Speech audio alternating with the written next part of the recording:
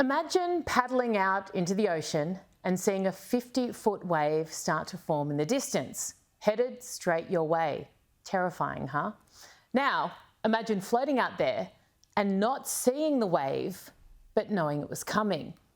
That's just another day in the life of blind surfer Matt Formston, who has just finished tackling some of the world's biggest waves.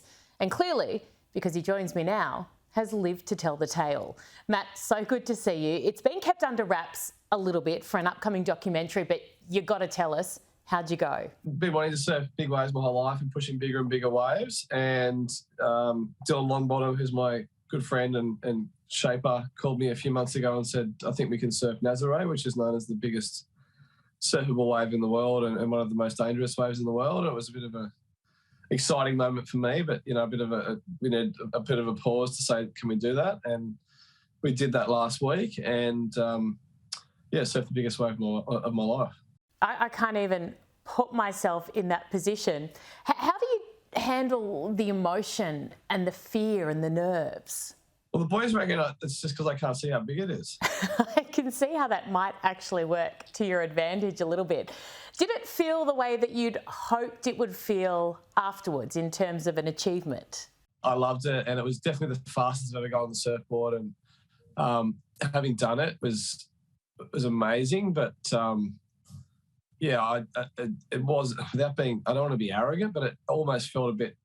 I didn't get hit. I wanted to get uncomfortable. So the thing I went to Nazare with was like, I want to get uncomfortable because I trained really. I spent 12 months training. Like I trained to hold my breath for my last breath hold I did was 5 minutes 40, my personal best for one breath. So I wanted to get uncomfortable. That was my goal there, was to get uncomfortable, and I didn't get uncomfortable. So as much as I got to surf the biggest wave of my life, I still didn't feel like I got to the limit where I feel like I can go bigger. Why do you do stuff like this?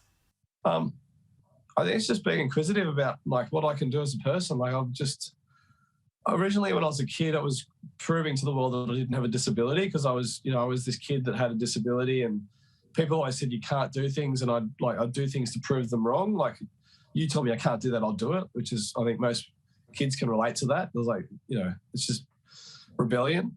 But then because I did that growing up, I had this life experience of, everyone says I can't, like they said I can't go through a mainstream school, and I did that. And then they said I couldn't play football, and I did that. And then I played representative rugby league, rugby union, and they're like, everyone said you can't. And then I did all these things. So it was just a life experience. And then I grew out of that, where I was like, I don't need to prove anything to anybody anymore. And now it's just about me being inquisitive about what I can do as a human being. Yeah, amazing. And just an added bonus, all the people that you would inspire. Last week was International Day of People with a Disability, and I saw a lot of people were critical, including those with a disability, of the day and the need for it. I'd love to know your thoughts. I'm pretty passionate. I'm obviously an advocate for the disability community. What I would like to say about that particular day is I think it's an opportunity for people to talk. I think people get really concerned. People don't want to talk about disability. They get really confused. And when people talk to me, they get caught up with their words about saying blind or visually impaired. Yeah, can I tell you, Matt, I'm so completely guilty of doing that. And even ahead of this interview, I was thinking, do I say blind or do I say vision impaired? It's hard. Yeah.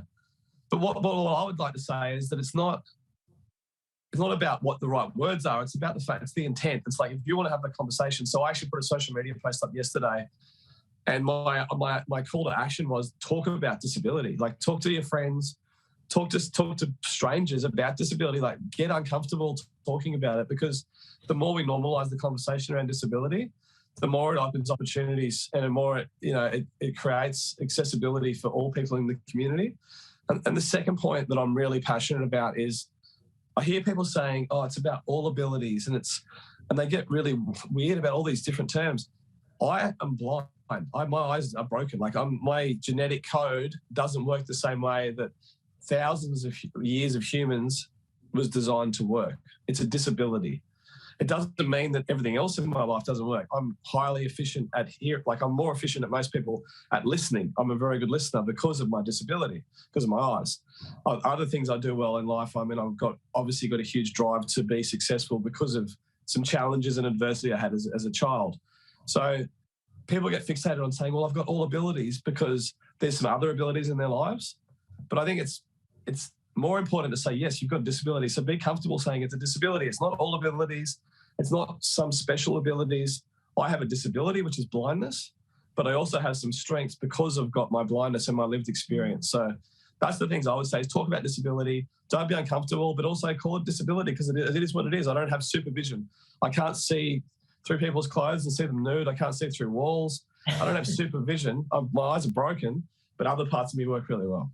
Yeah, that is just so well said. Absolutely brilliant. Best of luck with whatever it is that you do next, and we can't wait to watch this new documentary. Thanks for having me, Erin. Appreciate it.